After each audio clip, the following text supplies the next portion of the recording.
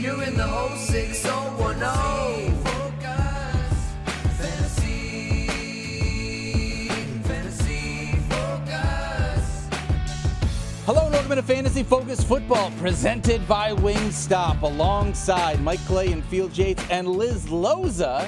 My name is Daniel Dopp. Very excited to be here, guys. I had to wear sunglasses on the set today because sitting next to a star as bright as Liz, I just... Hey, yo! You do look good. So much. Thank you This very should be much. your look going Oh, forward. I thought you were talking to me. Oh, wow. Well, that goes without saying. Okay. Thank you, of Mike. course. Okay. Unfortunately, I just have to say this. My dog, River, strikes again. I got popped in the face by her this morning as I was getting out of bed, and now one of my eyes Do you want to show it off or no? is all, well, I don't know if you'll No. be able to see it, but like I've got I can see it. a big It's rough. bloody spot on like one part of my eye that I'm going to have to go Listen, see. your Detroit Lions fandom apparently knows no bounds because you are now injured like the rest of the Lions yeah. team. That's You very look true. like a cross between the Big Lebowski and PFT commenter right now because You of know the what? glasses being on. That's a That's high just compliment, like by the way. Your opinion, man. Well Aren't you done guys by excited that you. he's going back to the eye doctor, though? Are you? Well, the eye doctor's not excited. I'm going back to the eye doctor. Can we I'll tell tell you Stefan? that. Before you do, I've got a couple of Modiums for you to pop. Okay, All right, thank we you. don't want you to Thank you have a very little much. bit of the bubble guts that the eye doctor wants. Eye doctor might send him to the other eye doctor's competitor across town. Ooh, good. That's the way we do it. Yep. Today, on a very big show that we've got planned, it's our rankings for Week 16. I have a question. Yes. Is this Liz's last show of the week? It is. It might be my last show of 2025 in Bristol. 2024. Oh, yep, already. Unless you have some other news you want to share with us. Because Liz, so you head back home tomorrow, correct? Correct, yeah. And Liz, for those who are for somehow unfamiliar, lives in Los Angeles, right? Yes. How often do you hit traffic on the ride to and from LAX to your home? All the time. Okay, and it's pretty bad, right? Yes, takes an hour. I feel like I can finally relate to you because I experienced Of all of the lifestyle the choices. Bristol version of LA traffic this morning. You want to know what it was? Please tell me. I was a couple minutes late because I was getting some extra ice on my shoulder this morning at physical therapy. So I was a little bit late compared to where I normally show up to the studio. And I walked into makeup and I was behind Mike Clay. And they were like, just come back in 30. Wow. It's like, Wow. It was an It LA takes a lot. traffic jam in Bristol. This is me with makeup, so I mean, it takes a lot. I'm okay, to surprised get that here. they didn't put a little Just for Men in your beard to get rid of that little No, white patch. that we everyone have. says to keep it. Everyone says keep Who's the everyone? pepper. Keep Who's the everyone? salt and pepper. Yeah. Yeah. I'm a I big, like it. I agree. I'm a big Salt and Pepper fan, to be honest. I really am. Good band. Leaning too. into it. Yeah. Hey. Salt and Look at pepper. that. Yeah. Honestly. Too much. It's too much. All right, we got a Push it. huge show today. Rankings for Push it Week to the rankings. 16. We're going to dive into everything that you need to know for setting your lineup. Liz is going to give us a little preview of her facts versus feelings column. But before we get into that, we've had a couple of quarterback changes. One that is most notable that I feel like we need to start the show with. Because unbeknownst to me, I thought for sure, given the contract that Kirk Cousins had with the Atlanta Falcons, there was no chance that they would bench him at some point this season. But Field Yates, that is not the case. And now we have been told Michael Penix Jr. going to get the start here in Week 16 and potentially beyond. Yeah, because no, Kirk that's the plan. Cousins has been booty cheeks, as Yeah, you say. that's right. He was booty cheeks on Monday night. 112 passing yards, 1 touchdown, 1 pick. Over his last 5 games, Kirk Cousins has a single passing touchdown, just 1. He also has 9 interceptions in those 5 games. So the reality for Atlanta is that it's a sunk cost, right? They paid him that money. They have no way of getting that money back. They made a potentially catastrophic error. It's certainly a big error up to this point. But the minute they drafted Michael Penix Jr., 8th overall, back in April, spoke to one thing specifically.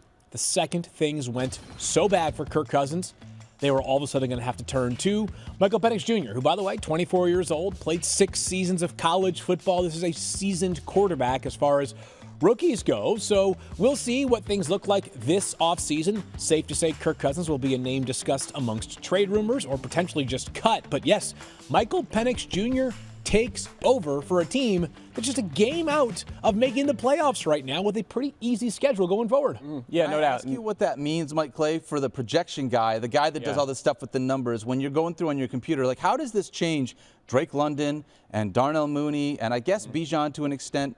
Yeah, so, I mean, first of all, they're not scoring touchdowns in their last 4 games. So in terms of, like, adjusting the ability of the offense, you can't really move it much. It can't be much worse than it's been the last month. So I think the biggest mover was Drake London going down a little bit. You expect rookie quarterbacks to struggle with efficiency out of the gate. That could be wrong, but until proven otherwise, he's down a few spots. So that was an effect. The one thing I will say, though, is I'm curious to see if Atlanta balances out the offense because they've been extremely run heavy. We thought they'd get away from that this season, getting away from Arthur Smith.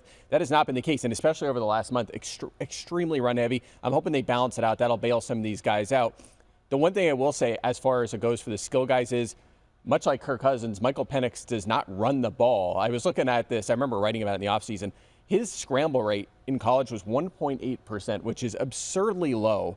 There are other rookie quarterbacks that were drafted to average 8%. So that just gives you a little perspective on how little this guy adds with his legs, which is bad for fantasy, may limit him long-term in fantasy, think like C.J. Stroud. But for the skill guys, maybe adds a few extra targets, which is a good thing. So just a few things to consider with this. A little bit of a chicken and egg dynamic there with Michael Penix Jr. and his scramble rate in college. He played behind arguably the best offensive line in college football last year. I think Washington did finish as the runner-up to Michigan for the Joe Moore Award. As you know, in college football, sometimes like these running backs who are like, wow, they had 13 catches in college, but can they do it? It's like, yeah, they can. They just don't need to because that's how college football often is. He ran a 4.59 40 during the pre-draft process. Like, Penix Jr. is a pretty legit athlete. We are night and day different from Kirk Cousins. So I do think there is more there, but more important than like the rushing yards is that, did you guys see the graphic on Monday Night Football where they flashed that Kirk Cousins had attempted the highest percentage of passes from within the pocket since Tom Brady back in either 2007 or 2017. I can't remember, and it sort of speaks to how ridiculously good Tom Brady was for such a long period of time because either year would be believable. Mm-hmm. So do you guys all believe that Drake London is still a yes or no, and he's staying in your lineup or no? Yeah, I'm still starting him. Okay, still start him. Liz, yes or no? Yes. Okay. Well, I just wanted to, you keep going. No, I was just going to say, because I think, and I'll take the temperature of the room here, if we all agree he's still a yes or no guy and we're still on team yes, my confidence has gone up. Yeah. Not to the point that I expect him to go for 10 catches, 150 yards, and a touchdown on Sunday. But, this has become an atrocious offense. That's right. And I feel better about the possibility for 300 passing yards and a couple touchdowns on Sunday. Penix also ended up where he is because of his downfield passing prowess, right? That is one of the things he did best. I believe he completed the most passes over 20 yards in the FBS in 2023. So that should lift some of this passing offense, and I think you're right, balance things out a little bit more. I think it helps Darnell Mooney, perhaps. And the matchup doesn't hurt against the Giants secondary by any means. Mm-hmm. So I think that Darnell Mooney is one. I don't know if you really want to mess with sleepers and deep flexes if you're in week 16, right? But if you are looking for a high upside flex, and there's also, I agree with you, Mike, about a rookie struggling with efficiency, but there's not much tape on him. And so opposing defenses, it takes 3 games. If a guy starts hot, maybe he lasts hot for about 3 games before defenses can properly adjust. And again, the Giants defense certainly has its struggles. Yeah, I think there's just a wider range of outcomes right now. Penix that maybe is a jolt and he plays well, but also we see rookies very inconsistent and struggle, especially with pass efficiency. Pocket quarterbacks tend to struggle. So we'll see. I did move him down a little bit, but you're right. I think the ceiling's higher. But again, London has been okay in fantasy. I think he has 13 plus in 4 of his last 5 of his last 6. Scored a touchdown last week, so he's been okay. I just wonder if the floor is a little bit lower now with the quarterback change. Also, Giants out their top 3 corners each of the last 2 weeks. We'll see if they get any of them back this week. To your point, Liz, the matchup, Enfield, the matchup should be exceptional. Yeah, Lamar played okay last weekend against that Giants secondary with 5 passing touchdowns. I would say this, is that I did not adjust my ranking on Drake London, hardly at all. So I'm not sitting here and saying Drake London goes from a top 20 wide receiver to a top 10 wide receiver. I'm merely saying that as far as my confidence in Drake London goes, I just feel better about my lineup this week. I agree. With Penix and then Cousins, because Cousins, I watched that game on Monday. And thankfully, there was 2 games going on, so I kind of had to watch with one eye. I don't know if you can do that right now, Daniel. But shots are already coming. Sorry, what can I say? But the point is that that was as tough of a watch. I guess the Giants still take the cake in terms of tough watches, but for a team with that much talent, man, Kirk Cousins, they had no choice but to make this move last night. Yeah, what was the? Someone posted this, and now I'm kicking myself for not jotting it down. It was 17 of 18 first and 10s they ran the ball. Yes, correct. Or something. Correct. Unbelievable. Just, couldn't do anything. You're right. It's totally fair. Totally fair point. Only thing that I wonder about Drake London that we have really liked is, and Mike, you kind of alluded to this, and then we can move on and talk about other wide receivers. But coming into this last week's game, London had 45 targets over the last 4 games, seeing over 11 targets a game. I hope that's a thing that Michael Penix Jr. does for Drake London. I just want the volume to be able to be there because obviously the production can't be any worse. When you look at what Kirk Cousins has done on the field, it literally can't be much worse than what it's been. So hopefully that volume for Drake London can continue here in Week 16. Well, it's fun at the very least. Can't wait. Oh, a lot of things to talk about. Fun, yeah. And tell you what, Michael Penix Jr. got the it factor, baby. Got the it factor. He had it in college, went to his pro day at Washington. I felt like there was like a gravitational force pulling me the entire time that I was out there in Seattle. This kid is super dynamic. By the way, Left-handed quarterback? Left-handed quarterback, yeah. there you go. First in a minute, First in a too. For what it's worth, the quarterback change did not affect the spread at all. The Falcons are still favored by 8. That's wild. Wow, that is wild. Plus, Michael Jr.'s can't go wrong with them. Oh, wow. Everyone knows that. Okay. No, I don't think we know that, actually. Yeah, we do. Because obviously, because Michael Penix Jr. and Michael Pittman Jr. Oh, that's what it is, Michael There it Clay. is. There it is. Yep. There it is. Always winners. That's what it is. Everyone knows that. We want winners. All right, let's dive into some wide receivers. We'll give you some winners here at this spot. Looking at the top 10 of the position as we always do, starting at the top.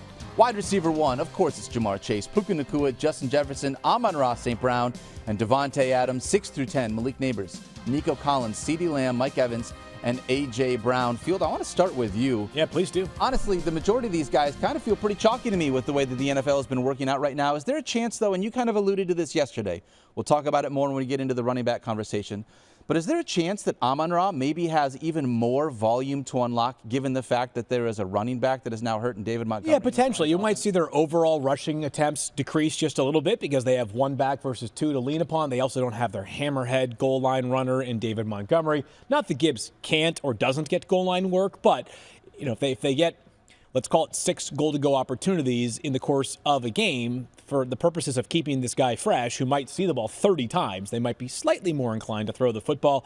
We're at the point now, it's week 16. It's either the semifinals or the second half of your first round of your playoffs. Like, he's the kind of guy we're not thinking about whether we're starting him or sitting him. I'd say just as we think about like this year for Amon-Ra compared to last year for Amon-Ra, he's wide receiver 2 overall. So we just have seen a bit more volatility for Amon-Ra compared to last year, where last year he had a total of 3 non-top 20 finishes. He has 6 already this season. That, the Bears matchup, you're going to avoid Jalen Johnson, who we saw what he did on Monday night against Justin Jefferson, who had 7 catches for 75 yards and a touchdown. 1 catch, no touchdowns against Jalen Johnson. So you'll avoid that. All good things here for Amon-Ra. Yeah, and he actually did have a little, by his standards, a down game when they played a few weeks ago. 5 for 73. They were in 5 for 73, and that's a terrible day at the office. You're feeling great about it. And it's funny, Amon-Ra had a touchdown in 8 straight games. Yeah. He had that 3-game slide that included that Bears game. And then what does he do? Career and season highs across the board last week. So, yeah, I mean. Don't you think that was because of the volume, though? Like, I'm not as, I agree when you look at the talent, he's a top 5 wide receiver, and because of the stakes that we are in week 16, you have to play him. But I also think those 3 games entering week 15, he went under 12.5 fantasy points for 3 weeks in a row, and a lot of that was volume. He's not going to see 18 targets as 6.5-point favorites over a Bears team that, yes, does have Jalen Johnson, but otherwise the defense has slid and struggled. I will say it feels to me like this Lions team is going to have to score points. I mean, they need to win as much as possible, all the rest of the way out, right? Their defense is banged up beyond belief. So, in order for them to be able to do the things they're hoping to do in the postseason, that offense is going to have to carry them because of how banged up they are on defense. Well, I think that is the question they're at, right? Right now, Dan Campbell, and this is not necessarily a stat-based conversation. I think this is more of like a philosophical conversation about what Dan Campbell is going to do coming off of a loss that he said really, really hurt. He compared it to eating, I don't know, from going eating to steak to potatoes or something or other, a very Dan Campbell-esque I like comment. potatoes, so it couldn't have been that. But great, actually. I believe he was talking about eating filet mignon for a while, and now you eat like kale or Now something. they're down to Greek yogurt or something like that. Hey, Mike loves Greek yogurt. this is all stuff I Without like. granola, Okay. without the granola even. well, No that's granola in the trash. Greek yogurt. Just like really basic, No, not that's even good. fage. All right, now I get just it. Greek Yeah, yogurt. see, now the metaphor Now we're makes on the sense. same Yes. page. Okay. So, This guy's but he is coming off of a loss that hurt a lot, where his play calling came into question, and he also is dealing with a very banged up team. So now, are you thinking about with a tie? You're tied with the same record as the Minnesota Vikings, and you're in another divisional game.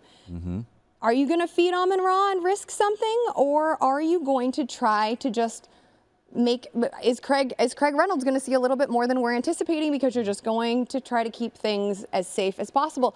This is not the safe team, that's for sure, right? It isn't. But also, how not being the safe team right now needs to be safe if they're going to salvage some sort of Super Bowl hope. Okay, so question then. Starting or sitting Amon-Ra St. Brown? I'm starting him. Okay, there we go. That's where we land, right? You have to imagine what the ceiling is. I think the question is, he just had this blow-up game, so you're anticipating another blow-up game. I'm not sure he's going to have the same stat line he had last year. So there's an expectation management. Yeah, that's fine. Yeah. Also playing outdoors at Soldier Field here in December, like that could potentially impact a few things here. So I guess it comes down to when we're ranking players, obviously we're talking about them in a lot of different lights. But when I think about the guys that are in like my 1 through 10 category, again, it's like, there's a wide range of outcomes for all these guys. Cooper Kupp had 0 catches last week. It's possible. But I look at it as this way, like, which wide receivers have the best chance to get to 25 points? And I view Amon-Ra St. Brown as the 5th most likely wide receiver to reach 25 points this week. Not as likely as somebody like Jamar Chase, more likely than somebody such as DJ Moore, we're going to talk about next. So, yeah, I mean, we all see it the same way in terms of Amon-Ra starting versus sitting. We'll see whether that's 12 points, 22 points, maybe 32 points, if any. It'll be double-digit points. We need that. That's all we need. Only 3 wide receivers this year have hit at least 18 fantasy points in 8 games. It is Justin Jefferson, Jamar Chase, and Amon-Ra St. Brown. Oh, pretty good. Yeah, they're pretty legit. All right, let's look at wide receivers 11 through 20 here. 11, Brian Thomas Jr., then T. Higgins, Terry McLaurin, George Pickens, and Jacoby Myers. Aiden O'Connell back, baby. Love that. 16 through 20, Cooper Kupp, Drake London, DJ Moore, Tyreek Hill, and Jawan Jennings. We mentioned Drake London a little bit earlier on in the show. Liz, I want to ask you about DJ Moore and the way that those targets are getting spread around in that Chicago Bears offense. Are you at all worried about either Keenan Allen or Rome Odunze potentially stealing targets away from DJ Moore in this offense? Well, I think Thomas Brown has done an excellent job of picking up the pace and trying to get the ball out of Caleb Williams' hands much quicker, which is obviously something that Williams has struggled with over the bulk of his career. Maybe the whole of his career, I guess you could argue. It was interesting to see Keenan Allen draw 4 red zone targets last week, and DJ Moore, who had been the red zone presence, see 0. I think Thomas Brown is in a situation where he's going to do whatever he can to salvage this ship. The Bears have just lost 8 in a row. I don't want to say that too many more times. I know. But also we're looking at Detroit's defensive injuries. There was another secondary injury, Carlton Davis out. So there are some opportunities, and was I surprised to see DJ Moore and Keenan Allen both averaging around 6 yards per target? Yeah. Did I like that as a DJ Moore investor? No. Did I make the playoffs? Or did I advance to week 16 because I started DJ Moore? Nope. So I think Keenan Allen is going to be part of this, but I also think that Caleb is going to lock on to whatever is working because they need to. Those Lions secondary is super banged up, so it does feel like there are some opportunities here. It's kind of a good news, bad news. You do your DJ Moore thing, and then I'll follow through. Yeah, so first of all, since Thomas Brown took over, Keenan Allen actually now leading the Bears in targets, but it is close, and DJ Moore has still been super productive, 8.2 touches per game during that span, 18 fantasy points per game during that span as well, 15 plus and 3 of 4. So he's been awesome. Also, these teams played in week 13, and that was one of Moore's best games of the season. 16 targets against his defense, 8 for 97 and a touchdown. Also, how about him taking carries out of the backfield last week? Clearly in the operating. first quarter. We'll see if Roshan Johnson comes back and maybe is kind of replaces more in that role, because they did it early on and it was successful, and then they just abandoned it the entire rest of the game. So it's funny. He had 3 in the first quarter early, and I was like, man, I wonder what the career high for DJ Moore is, because he's about to set it. He just 3. Yeah. It was tied. And that was his one night. And then it stopped. They never did it again. Yeah. I feel like good too. Yeah. And the good news, bad news for DJ Moore, bad news is a relative term. But like the ceiling versus floor for DJ Moore, I believe rests in one specific area. The volume is going to be very, very good. Mike just laid out all the volume things. At one point during the game on Monday night, they flashed a graphic about how Caleb Williams' average depth of target, maybe it was air yards per target, Mike's favorite stat here. Same thing, yes. 0.6. So with DJ Moore, the reality is he might see 10 targets, but he has to be excellent after the catch and get some red zone work for him to have a 22 or 23-point day, right? So again, we're ranking players this high through the prism of how likely are they to reach this arbitrary number. I think the floor for DJ Moore is very solid. I think he's a good bet for whatever, at least 13 fantasy points on Sunday. For him to get to 25, they're going to have to try a little bit more downfield work for him, which I'm not sure they're inclined to do based off what we have seen in the 5 games with Thomas Brown calling plays. And with the injuries to the secondary, what's not to say that Rome Odunze won't get loose? And if you're gonna target someone deep on the outside, then Rome, it may only be 2. Yeah, well, what's not to say, Liz, is that there were some of us, myself included, that kind of needed Rome on Monday night for like a more voluminous day. Sure. And so, you know, I needed more. So you needed more. I needed more too. More. Yep, but May have lost Like to one of my kids. one of our former colleagues in our dynasty league because Brutal. That was so tough, unfortunately. I feel bad. Mike, I feel bad for you because not only did my Lions not win, but it knocked one of my favorite people out of the Dynasty League playoffs. Who was that? It wasn't me. So you No, it was you. I'm saying something nice about Mike Clay. Oh, okay. I can't tell because you have them glasses on. I don't know what. Wow. I can't read your eyes to see if this is sarcasm or friendliness. I don't know. It's going to be tough. But you do look cool, though, I got to say. I agree, yeah. Thank you. Appreciate you should guys. be- overall on Moore and Allen, just to bring it back, we're ranking them about 10 spots apart, with Moore being higher because of his floor, right? Yes. This is the consensus on. Yeah, I'm a little all over the narrower. place. I'm a little narrower. I've got Roughly. Moore still, like DJ Moore inside the top 20. You're definitely starting him. I've got Keenan Allen Just outside. as a flex play. He's just outside the top 20, inside the top 30. By the way, I said Allen's first in targets since Thomas Brown took over. His targets by game are 7, 15, 8, 5, 14. Just all over the map. Little all over. So to your point, just a little safer floor with DJ Moore. Yep. All right, well, speaking of safe floor, I want to talk about one wide receiver outside the top 20. What do you do here? Right? All right, so Mike, I want to ask you this. Vibes are just way different in Cleveland now that we found out Jameis Winston is going to be on the bench with Dorian Thompson-Robinson taking over as the quarterback over the last 2 seasons. DTR is dead last amongst quarterbacks in yards per pass attempt with 3.7 yards. He was a quarterback 75 over the last 2 seasons. He has 146 total pass attempts in his career. He has 1 completion for more than 20 yards out of 146 pass attempts. How did the projections change? We talked about this with Michael Penix Jr.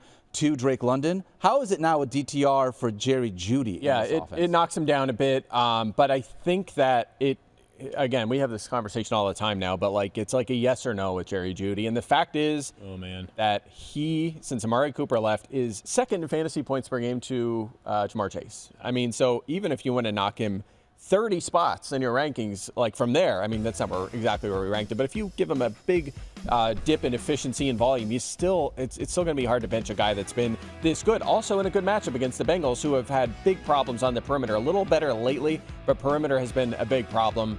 I don't think if you're in the Final Four, maybe you don't need him in a 10-team league. But I think especially in a 12-team league, I don't know how you bench Jerry Jeudy. He's been so good.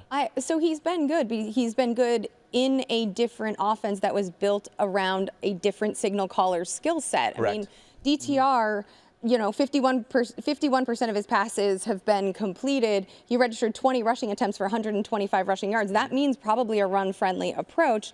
Hello, Jerome Ford. Also, we've got Cedric Tillman and David Njoku likely coming back. So now volume is even more constricted. I just don't think that you can lean into the recency bias. I mean, I think I have him lower than that now, but I mean, we're all ranking him as a starter. That's all. I mean, I agree we need to move wide him receiver down. 2-3 bubble for me, but I've got him as wide receiver I think that's 30. fair. So if these, I don't know exactly where you guys landed, but I'm at 30, so the lowest, at least on this panel right now. I think the fear that you face right now, here's the fear, is that this is the equivalent of what early Panthers offense looked like with Bryce Young, as opposed to Panthers offense with Andy Dalton. Remember how much it was night and day. It was Deontay Johnson was unplayable to playable. Now he's also unplayable because he's still away from the team. Will he finish the season as a Raven, Deontay Johnson? I guess no. I mean, he's really not one now, so I don't know if that. I'm guessing no is the answer. I'm not projecting him for any more touches. Let's just put it that way. Yes, same. So DTR, just to put a couple of numbers to his struggles, he's essentially played 4 games. He got left early when Jameis got pulled. He has no more than 165 passing yards in any of those 4 games with 1 touchdown and 6 picks. So 1 touchdown, 6 interceptions in those 4 games. On top of that, I anticipate that this weekend, I don't know if I just knocked my mic stand over or not, I anticipate this weekend that Jameis Winston will be the emergency quarterback. So if you're sitting here saying to yourself, well, if it looks bad early for DTR, maybe the Browns just pull the plug early and say, just go back to Jameis. I think that's off the table. I think it's going to be Bailey Zappi as quarterback 2 this weekend. So we'll find out for sure as late as the inactives, 11:30 a.m. on Eastern time. I know you're not. I'm just asking, like, as a fan of the game, to set what message, to send what message, just to, like, because it's... Hey, we're development mode. Hey, rather, like, what's more valuable for us for the last 3 weeks is to see whether we have 2 developmental options behind whoever the starting quarterback is next year in both Bailey Zappi and DTR, or go back down the Jameis Winston road, which we have seen for the last, whatever it's been, sure, half they know what they games. have. They also get to have a little bit of joy, even if last week didn't work out. I'm with you. Listen, we've been screaming from the mountaintop. Let's get some Jameis Winston in our life. Because Cleveland Browns in developmental mode is something very new to the city. Wow. I don't know. I don't like it, though. I want Jameis out there. Yeah, 100%. I agree with the fantasy. We all do. Yeah, totally. I think that's my big fear in this, and not to make this conversation even longer, but like everything that has happened with Jerry Jeudy has been because of Jameis Winston. We didn't trust him with Deshaun Watson. He wasn't even someone that we considered starting with Deshaun Watson. The only reason why Jerry Jeudy was in consideration was because of Jameis Winston. Right. So now go to a second-year quarterback that has proven, I think he has a career completion percentage under 55%, who utilizes his legs. 51.4%. Okay, so there is a ton to be like at least nervous about here. If we're ranking him in this spot, like part of that is the projection of like, okay, but Jerry Jeudy has been so good. Coaching staff is going to make sure, DTR, you're going to find this guy. He's going to be the one that you lock onto. Man, I hope so. You've got David Njoku, who you just mentioned, who's likely going to be back. You still have Elijah Moore. You still have Cedric Tillman. I recognize I have him as wide receiver 27. I've moved him down a little bit from where I originally had him. But that still feels like it makes me nervous. And I feel like I'm in a spot where if I have to start him in a playoff matchup, I may look another direction just because of the quarterback situation. It's pretty dire, yeah, for sure. So, all right, let's talk about some running backs here, starting at the top of the running back market. Here in Week 16, running backs 1 through 10, Bijan Robinson, Jahmyr Gibbs, Josh Jacobs, Saquon Barkley, and James Conner round out the top 5. Devon Achane, Chase Brown, Joe Mixon, Alvin Kamara, and Derrick Henry are 6 through 10. Guys, I was wondering how much higher Jahmyr Gibbs could go now that David Montgomery was out. Apparently, the answer might play is RB2 is where we have him right now. But you put out a tweet once we found out that David Montgomery was going to miss multiple games, looking at the kind of workload that Jahmyr Gibbs had gotten without David Montgomery. Why don't you tell our listeners a little bit more about that? Yeah, 3 of his 4 highest snap shares in his career have come in games where Montgomery was either out. There was twice last season, or 2 of the 3 games Montgomery missed last season, and then there was one that Montgomery left injured. We also saw him play 74% of the snaps last week with Montgomery leaving that game during it. So pretty good indicator that they're not afraid to lean heavily on him in, when they need to. I think that they're going to use any excuse they can if they're way ahead in games to use more. Craig Reynolds or Sion Vaki. Yeah, so Sion Vaki, yep. Yeah, I want to see what he looks like for sure. But the fact is, when Montgomery's been out or limited, Gibbs has been awesome. You look at the 3 games last season, he averaged 23 touches for 132 yards at 2 touchdowns, hit 27 fantasy points in 2 of those 3 games. The one he didn't was actually just his 3rd NFL game, so, obviously early in his career. Remember, he had that, slow first month, and then he just kind of exploded onto the fantasy scene last year. So a lot of reason for optimism, and a great matchup, too, this week against Chicago, top 5 in yards and fantasy points, the most rushing touchdowns allowed to running back. So Gibbs is my RB1. I think I debated him or Josh Jacobs this week, but Gibbs, I think, is the number 1 running back in fantasy right now. Honestly, anyone else want to add anything? Because it feels like that's pretty chalky. Yeah, I mean, whether you rank them 1, 2, 3, 4, it doesn't matter. There's a cluster of these guys that are all in that same category for me. So. Yeah, and you know that there are thoughts that Gibbs is not, like a high volume ball carrier necessarily, but he did hit 21 totes and 19 totes, so we know that ceiling is within his reach. And as Mike said, the Bears have allowed the 5th most fantasy points to opposing running backs. He might have the Chase Brown role. Yeah, I'm sure. With a better skill set. Chase is awesome, but this. And then when it comes down to the goal line, I think there will be a Craig Reynolds switch.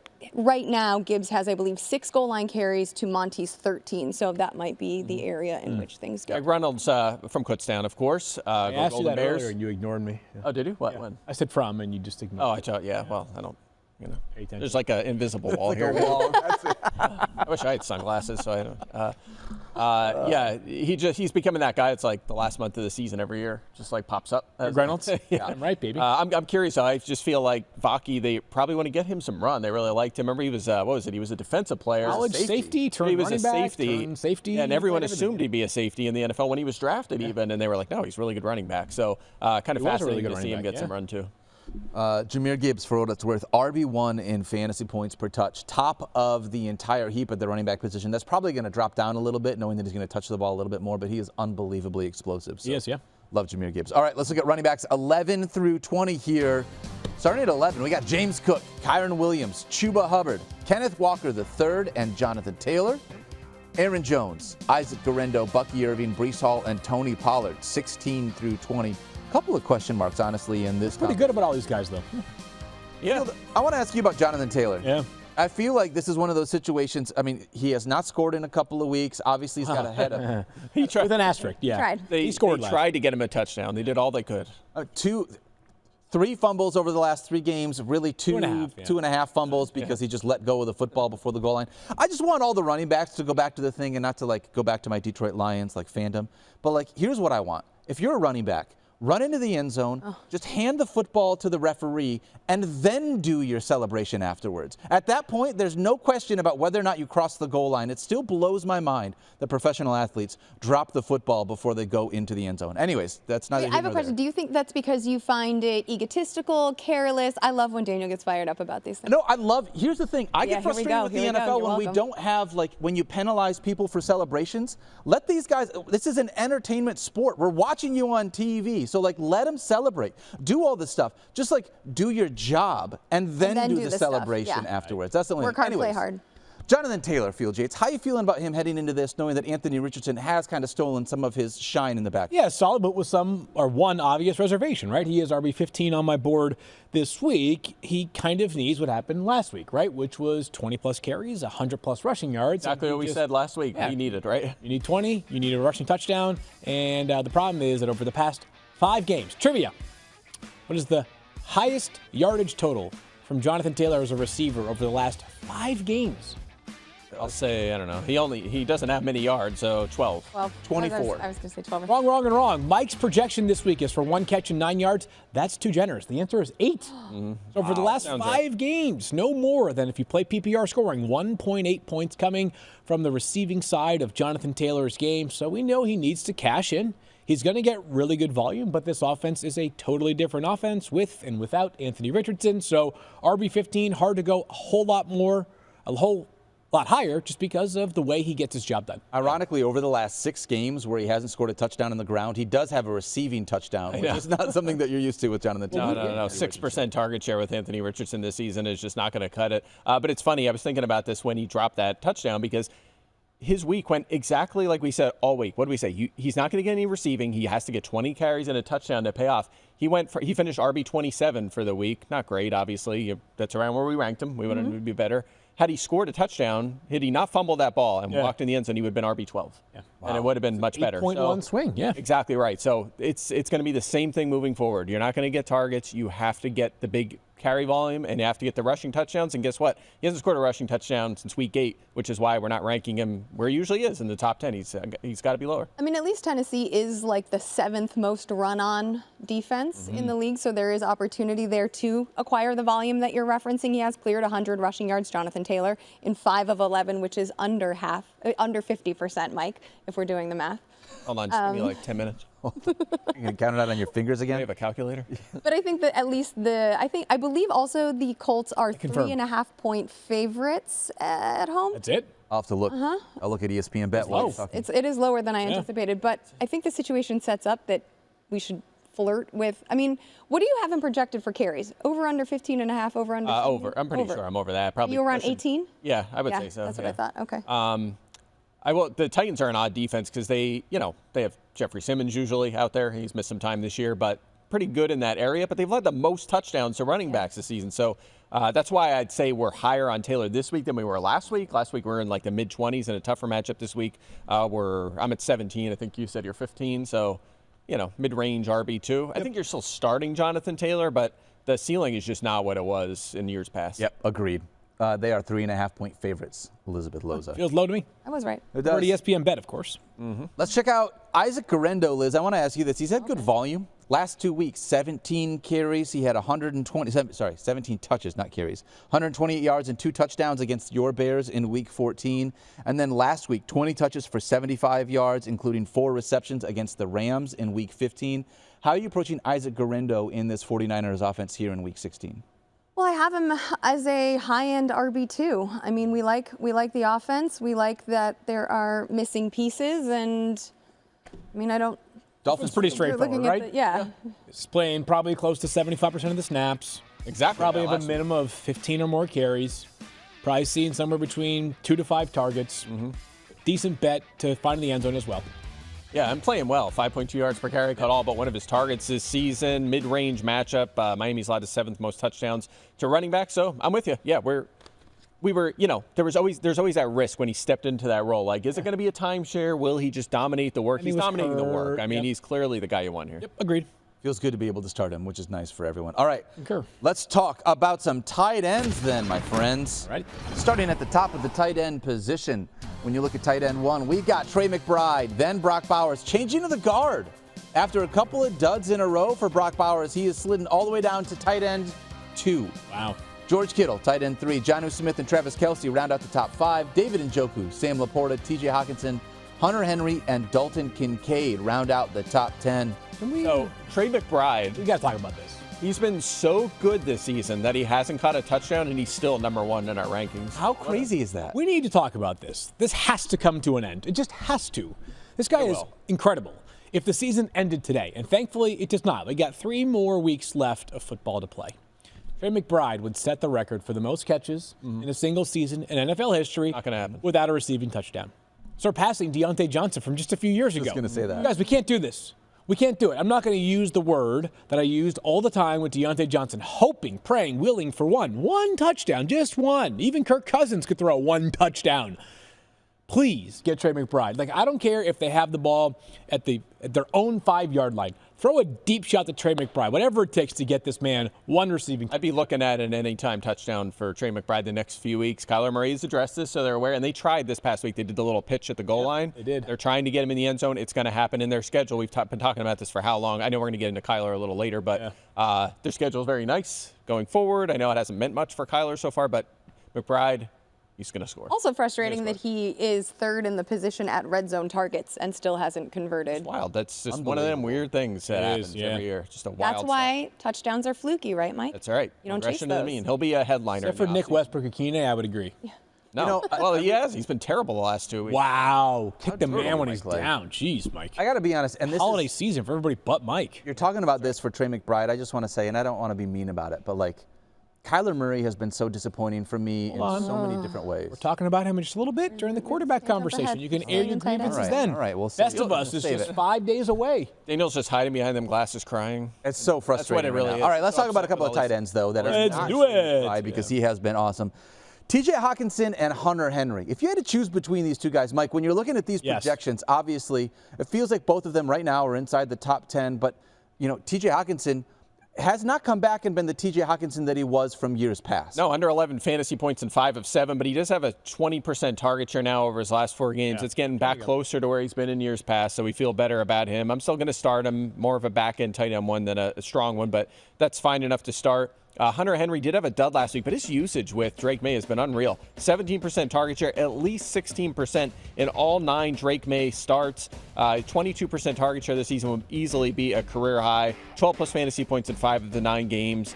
13th in fantasy points per game during that span. So he's more of a fringe tight end one. I'm going to go Hockenson for sure. I just like him a little more. But the usage with Henry, he's just been really nice so far with Drake Maye. I don't have a definitive stance on this one. They're ranked back-to-back in my rankings, so it's very, very close here. Just a couple of notes to add as the stat guy on the show. Mike mentioned the more utilization of TJ Hockenson over the past 4 games. He's played at least 63% of the snaps in each of those 4 games. He's also run at least 74% of the routes in 3 of those 4 games.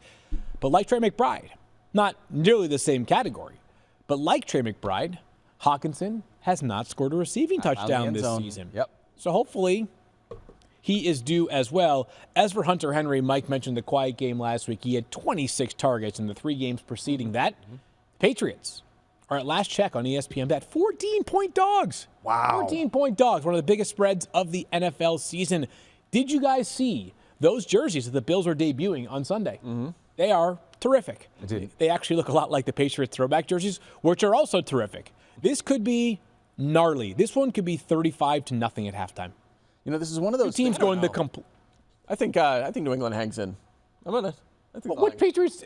Belichick. Drake Maye, I think Drake May is playing well and getting better. Right, I think we'll talk about him in a little bit, but yeah, they have two good divisional players. games. Games I in don't know. Buffalo.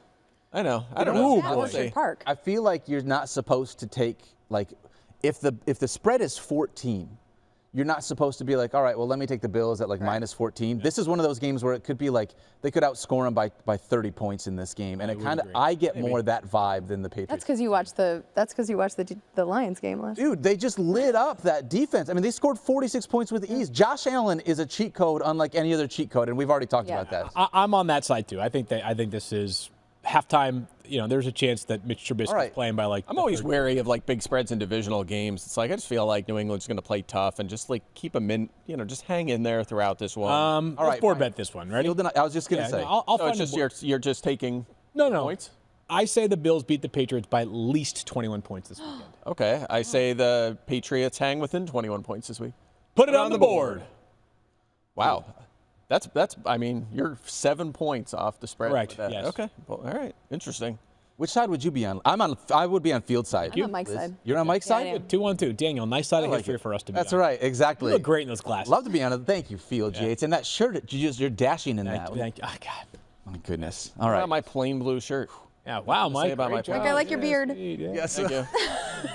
I mean, Liz, your pants are real flary. at the Leather. end. They're leather. I have Yeah, leather there we pants go. on. Everyone There you gets go. included in that. Who else got Everyone to wear gets a leather little pants for the podcast? Nobody here. By the way, I've been waiting since the beginning of the show for validation on the salt and pepper because you just stared at me when I said it at the beginning. I was looking at you, so I feel better now. I was like, do I have to doubt everything? Speaking of doubting everything, let's look at tight ends 11 through 20. I don't feel good mostly about any of these tight ends in this ranking. When you start at 11, Mark Andrews, Zach Ertz, Jake Ferguson, Kate Otten, and Pat Freiermuth. 16 through 20, Juwan Johnson, Brenton Strange, who had an awesome game with volume this week. Dalton Schultz, Tucker Kraft, and then Michael Mayer. Guys, I want to ask you about Jake Ferguson. Man. Field, we've been talking about how there's two starters in this Cowboys offense, and it's Rico Dowdle and it's CeeDee Lamb. Yes. Jake Ferguson has not topped 6.2 fantasy points in 4 straight games. Yes. Is there a chance that he can sneak into a potential streaming conversation if you really need a tight end this Not feeling great about it. You know, one caveat is that one of those games he got hurt. He left after, I believe, 9% of the snaps played. But in those last 3 games where he has been fully healthy, he has no more than 4 catches and no more than 32 receiving yards. So if I could, I would be avoiding Jake Ferguson this weekend. He was amongst, on a few of my teams, I did this where I kind of just clustered multiple tight ends at once, and I kind of picked and choose throughout the season based off of momentum, which I believe in. Momentum, out of the lineup. Yeah, one weekly finished better than 20th since week 5. Yikes. Once better than 20th since week 5. It's been bad. Target share has been good, which is why he's still in the tight end 2 rankings. Also, good matchup. Tampa Bay lit up by tight ends this year. So This is a facts versus feelings sort of player for me. yeah, I like it, Liz. The fact is the matchup is good against the target share, too, has been Buccaneers. good. Correct. But Stone Smart, for what it's worth, converted 5 of 6 for 50 against the Bucs. We would like to believe that Jake Ferguson is above that level. Also, the fact is that it was good last week, the matchup, and yet he only caught 2 balls for 30-some yards against the Panthers. One more fact, I believe that Jake Ferguson, along with Trey McBride, are the only 2 players, regardless of position, that have cleared 40 catches and still don't have a receiving touchdown. You have to imagine those numbers, because of the way numbers work, will regress. This is to your but the feels. Well, I don't. This is why to me this is the facts versus feeling. The facts align with wanting to start him, but the feelings are stay away. Yeah. Right. Yeah. By the way, what do we think of Cooper Rush? I mean, I think he's been fine. As far as QB2s go, he's been doing his thing. I understand why they have no interest in turning to Trey Lance. Yeah, I would say. He's fine. I would agree Even in with the that. past too, when he's filled in, we've talked about it. CeeDee Lamb had good numbers when he played, so good. Dallas is Water quietly has found winning. its level for CeeDee Lamb. Man. It feels like the tight end spot, honestly, we had talked at the beginning of the season how strong tight ends were and how deep you could get in the tight end spot. Yeah. Now that we're here in week 16 and I look at the tight ends that we're looking, even, tight ends 8, 9, 10, 11, I don't feel like it's as strong. The top is still strong, but it doesn't feel as strong as it did earlier this year. Water is wet. What else is new, right? Tight ends, not that many Every year. depths. Yeah. All right, let's dive into some quarterbacks here. Now I can finally complain about the quarterback I wanted to complain about. Starting, though, at QB1, when you look at everything here at the quarterback spot, Josh Allen, QB1, Jalen Hurts, Lamar Jackson, Joe Burrow, and Jaden Daniels. That's about as chalk as you can get, the top 5. Yep. 6 through 10, Kyler Murray, Baker Mayfield, Sam Darnold, Jared Goff, and Brock Purdy. Yes or no question here, because he's still going to be started. Are any of you nervous about Lamar Jackson this weekend against Pittsburgh? Nope. He's the boogeyman for them. No? Yeah. Okay. All right. Just But it comes down, if you rank him. still starting him? First, Yes. yeah, I'm just that's saying, one we're still starting him, but are you nervous? Yeah, I hear what you're saying. It is fantasy playoffs. You have to win this week, right? So I'm not get altering. I have him every league. I have him that I'm in. I'm not benching him. I'm nervous. That's all. I hear you. So, Kyler Murray. Yeah. Guys, What do you do here? since his Week 11 bye, here's a couple of stats. Okay. This is what he did in his last 4 games since his Week 11 bye. 10.3 fantasy points, 15.2, 18, that's at least startable, and then 10.1. Over that span, he only has 1 game over 18 rushing yards. He's thrown more interceptions than touchdowns since his bye. Yeah. You're probably being like, okay, well, with all of that, then why do you have him as a top 10 quarterback? And it feels like 2 words, Carolina Panthers. Yep. Yeah, That's pretty much it. Yeah. Can I just take exception with where you split that off? Like you had splits there, and you used the bye week. Yep. Why did you not use Call of Duty release? You know what? You're right. Oh, You're right, man. Mike. I Because should've. that's what I did. Yes. Okay. And? Weeks 1 through 7, 46.4 rushing yards per game, 17.7 fantasy points per game. Then Call of Duty released that week. Yes. Week 8 on, 18.6 rushing yards, almost 30 rushing yards per game dropped off, down to 15.6 fantasy points per game. So he stopped running after that game came out. Again, Can I ask you a every year, question? same thing. Okay. Did you discover this? Is this like a thing on Reddit somewhere? No, I didn't discover this. This is a thing. Are you serious? No, because- not the Call of Duty thing. You're talking about the numbers from Call of Duty because we've been talking about this dating back. Call to of Duty contracts, thing's old. The rushing thing I The pulled. but number is specific to Yeah. Call of Duty because this is like the Toyota-thon thing for Yeah, but the Jordan Call Love. of Duty things, he literally does a branding thing with Call of Duty. No, I know. I know the dude is an all-time gamer. Like he literally has it in his Yeah, contract. Like he has like the same rules that I have with like my kids when I'm like, well, only so much screen time today. It's just a joke now, but the splits are there. He had a big rushing game, and then that game came out, and it just plummeted. He hasn't run at all. But I'm saying, do people talk about how it's changed since the game came out? this year? Yes. I haven't seen it this year. Okay, so you got to like the trademark original this one, yeah. because there's this big thing that's going around the internet how since Toyota-thon. 2 years, Jordan Jordan Love is markedly better once Toyota-thon begins. Now, I don't know if he drives a 4Runner or something. I don't know what his affinity is for Toyota, but it seems to be real 2 seasons in a row. Okay, so well done by you, Mike Clay. Daniel likes to use this word, vexing often. I do. I don't know. What do you do? It's a great matchup. It seems like a great matchup. And yet, if I'm nervous about Lamar Jackson, Right. Oh man. I don't know what I'm feeling about Kyler Murray. Because we have seen the upside, right? He does have 5 finishes inside the top 10 this season. But he also has 9 as QB 15 or worse. Super boomer bust. Super boomer bust. Very little. It seemed like week 14. And Mike, I was using some of your stats. You did that. You do that. Awesome. You do it. You didn't just did it, but you do the strength of schedule rankings. Yeah. And Kyler, heading into week 15, I believe, had the 3rd easiest / best strength of schedule. And you would coming off of that week 14 showing with 18 fantasy points. It looked like the ship was riding, and then he drops 10. He has not. This is the big complaint, right? Heading into the season, if you invested in Murray, like I did a lot of places, you believed that the passing metrics were going to improve. You knew that the advanced rushing metrics were going to stay within the top 10, right? But you thought with the addition of Marvin Harrison Jr. and the official emergence, the coming out party of Trey McBride, and all of the other Michael Wilson developing a little bit, that finally the passing portion of his skill set was going to be unlocked, and that just hasn't happened. He's thrown 0 touchdowns in 2 of his last 4 games. You can't keep throwing 0 touchdowns when you select a prospect with NFL bloodlines in the first moments of the draft. Like, this is the frustrating part. So, Or else you'll get benched for Michael Penix Jr. Yeah, Keep throwing exactly. zero That's exactly touchdowns. what I was thinking about. They just don't have anyone to bench. Oh, Come on, doesn't do it Clayton for you? Tune. Yeah, I know, Jeez. right? but it hasn't been unlocked is the point. Like, there is an yeah. answer to Yeah. why these numbers exist, unlike sometimes when we're in fantasy, like, I don't really know why Jake Ferguson doesn't have a touchdown. Yeah, it's wild to look at Kyler's box score and like see his yards per attempt every game is like 6.8, 6.2, Yep. 6.4. It's atrocious and unacceptable. Not But be to your overlooked. point, Oh, sorry. You go. just to your point, they're playing Carolina. Most passing touchdowns, 27 already, and we just mentioned Cooper Rush. Had a great game. He had his best game, maybe one of his best games of his career, certainly of this season against Carolina last week. So Not to be overlooked Room here. for optimism. James Conner is just playing outstanding football. Yeah. They're like they get to the first and goal, whether it's from the 9 or the 1, and it's like, let's just see what number 6 can do for us. yeah, crushing it. Honestly, Yep. yeah, it does feel like that. All right, I want to do the last quarterback quick because I want facts versus feelings. All right, let's do it. It's Drake Maye, right? I mean, so we kind of already Yeah, we did forecasted talk about this. him. That would be a good either or, Kyler Murray or Drake Maye. This week. I just said that Kyler Murray has one game over 15.5 fantasy points since week 11. Drake Maye has 3 of his last 4 games over 17.5 fantasy points. Daniel pulling that stat directly from my teams because I have benched Drake Maye in favor of Kyler Murray because of the matchup, and it got me bounced from week 15. Yeah, he started 8 games. He's finished 5 of them. Remember, he left that game against the Jets very early when he already had 11.9 fantasy points. So He has 17.5 fantasy points or more for Drake Maye. Now, I'm already on the record. We talked about it 5 minutes ago. I think the Patriots are going to get waxed on Sunday, but there's garbage time potential for sure.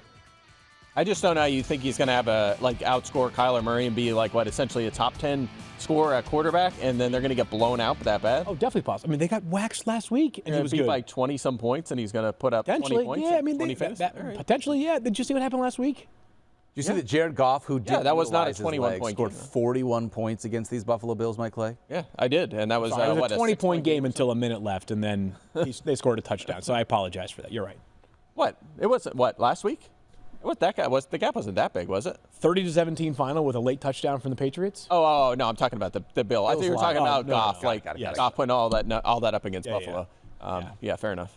Yeah, this one I think is just tough because I could understand if you see garbage time, like there's a Yeah, potential but here. I could see totally like Drake Maye, like the path to getting to like 18 fantasy points for Drake, I think is pretty straightforward, right? He could throw 200 yards, 1 passing touchdown, he could have 50 rushing yards, and they could still lose by a crap ton. Yeah, I mean, look, I have him QB 9, so I would start Kyler. I just like the matchup substantially more this week. But look, he's 15th in points per game. Since if you compare his points per game since he's taken over as starter, like to all the quarterbacks this whole season, he'd be 15th. So he's been a decent QB too, and should throw it a lot this week. Yeah, we'll just say it a million times. Like, if the Patriots have this exciting offseason, we're talking about Drake Maye, and Lord knows how. Oh yeah, he's gonna be a popular breakout candidate no doubt. for sure. I can't. I'm excited to get on to rankings for next year and all that fun stuff. It's gonna be fun. Probably because 3 of my teams got bounced this week. But That'll happen, Mike Clay. All right. Well, if your team didn't get bounced, Liz Loza, a little early preview of facts versus feelings, a quarterback, a running back, and a wide receiver. Where do you want to start, my friend? Well, so let me just say the conceit, right, of facts versus feelings isn't always, here's a strong take. It is, we got to talk about this because the facts say one thing, the feelings say another, sort of like we were talking about earlier. Yeah. And Jayden Daniels, and I think, Field, you and I disagreed heading into the season. I have loved Jayden Daniels from the moment he was drafted. I believed he would be the best rookie from a fantasy perspective drafted. I was not a Caleb Williams stan. We can disagree on that. No, I think you thought that you stand a little harder for Caleb heading into the season than I do. I would say I think we had. Well, no. I mean, he was like first. I would say you were first to Jayden Daniels. We're Certainly. talking about Jayden Daniels during last year's. Well, I was podcast. filtering it through my Bears fandom, right? You do know I'm also married to a Commanders fan, so No, it's there's a wrong. battle in my Yeah, brain about that. tough. That's tough. Yeah, I mean, for a lot of reasons. Just keep just anything that was a bad take by anyone, just blame on Field. Like It works, yeah. I'm Teflon Don over here. He You can't break hated me. Jayden Daniels. Yeah. Yeah, you were low on everybody. I thought Puka was due for regression this year. I'm just kidding on that. You were like, don't draft Josh Allen. You said all that stuff. Yeah, Josh. Daniels obviously though has been nails, right? He's been money and he's been nails, which is that second thing is what I like the most in his play. But I do not like the matchup for him this weekend. 191 passing yards versus Philadelphia was his second lowest of the season, only ahead of his NFL debut versus Tampa Bay. 13.4 fantasy points was what he managed. He only got there, if you remember, because of a lucky garbage time touchdown to Zach Ertz. I believe is in the protocol this week right now. Still is, yep. Right? Yep. So we're not even sure if he's going to play. Yep. And the Eagles allowed the 4th fewest fantasy points to quarterbacks For context, Pittsburgh allows the third fewest and held Daniels to a season low 8.6 fantasy points. I hear the concerns. I think the big question that I have with Jaden, the last time they played, he was still coming back from that core muscle injury, and they very much by design limited his rushing opportunities. He did not look as explosive. We'll see how much, if at all. And since then, we've seen a much more improved. We've seen a much more regular version of Jaden Daniels. Yeah, that's what I'm watching too. Very curious to see if he rushes for more than 18 yards now that he's fully healthy. But to Liz's point, Eagles defense. It doesn't matter who they play. They're shutting down everybody. Good offenses, bad offense. They're crushing them. And I think it's reflected in our rankings. I'm a QB6, mid-range QB1, not an elite QB1 this week because of the matchup. Still starting them. I think ultimately where I've come down on, and this will be in the column if you want to read the pithy remarks I have about it, is that I don't think he is going to win you your week single-handedly in Week 16, which is something he has done for managers throughout points of the season. He's had 3 straight games over 23.5 fantasy points. to that Going point. over or under 23.5 fantasy points here in Week 16? I'm taking under. Me too. Be careful. Last week we had a bunch of over-unders. We were like, under. And then it was like, James Conner for 30.5 fantasy points after 23. You're right, after the... I remember I do think he'll go over in Week 17 when he gets the Falcons, though, which is why that's a little you want to get to Week 17. Absolutely. Jaden versus Penix in Week 17. That'd be exciting. Monday Night Football, no less. All right, Got that's flexed. a good one. Yeah, that's right. Let's move on to the running back position, Liz Loza. Derrick Henry taking on the Steelers. Is this another one of those I don't love the matchup, or is this Derrick Henry has been slowing down of late? It is a combination of the two, but I think the slowing down as of late makes the matchup more concerning. He had 14.7 fantasy points or more 8 straight games from weeks 2 through 9. Hasn't hit that mark since. Yikes. Also a touchdown in 10 of his first 11, none over his last 3.